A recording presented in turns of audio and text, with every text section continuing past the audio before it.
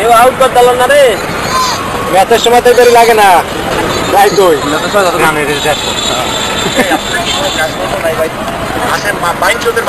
Practice করার সময় তামিম ইকবালকে সেই বেদব লোকগুলো একবার খেপিয়ে তোলে, আর এরপর সেই বেদব লোকগুলোকে কীভাবে শায়েস্তা করেছেন তামিম ইকবাল দেখে নেব এই পুরো ভিডিওতে। কেন এইভাবে খেপে গেলেন ভক্তের উপর তামিম ইকবাল?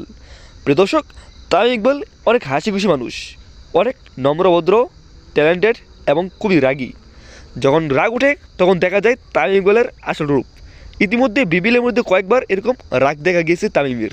এরকম রাগ ওঠার আরও বিভিন্ন ধরনের ঘটনা ঘটেছে তামিম ইকবালের সাথে। সেরকম রিয়াকশনও দিয়েছিলেন এবং রেগেও গিয়েছিলেন ভক্তের উপর, খেলোয়াড়ের উপর। আর এবার তো কোনো কথাই নেই, ডাইরেক্ট একবার রেগে গিয়ে তেরে গেলেন ভক্তর দিকে। কেউ আউট করতে পারল না রে। ম্যাচের সময় তো দেরি লাগে না। রাইট ওই আর এটা বলার পর সেই মানুষটির উপর পুরো খেপে গিয়েছেন তামিম ইকবাল।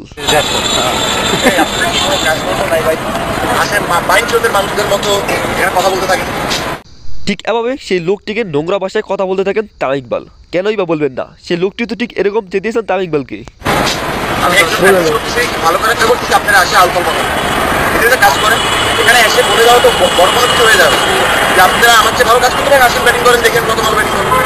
ঠিক এভাবেই সেই বেদবকে উচিত শিখে দেন তামিম ইকবাল।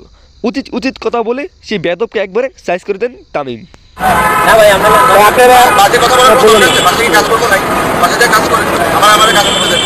আর তামিমের মুখ থেকে এরকম কথা শুনে পুরো একবার সেই বেদব লোকগুলো সরি বলতে থাকে তামিমের কাছে।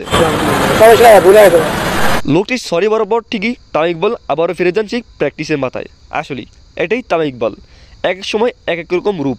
কীভাবে সাহায্য করতে হয় বেদবদের সেটি তামিম ইকবাল সবচেয়ে ভালো জানেন, আর তাই তো করে দেখেছেন তামিম ইকবাল সেই বেদব লোকগুলোকে।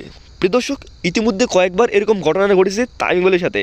যে কিনা বেয়াদবি করেছে তাকেই অতীত জবাব দিয়েছে মাঠের মধ্যে, প্র্যাকটিস মাঠে এবং অন্যান্য জায়গায়। আর এবারও এরকম ঘটনাটি ঘটেছে যেখানে তামিম বাহবা পেতেই পারেন।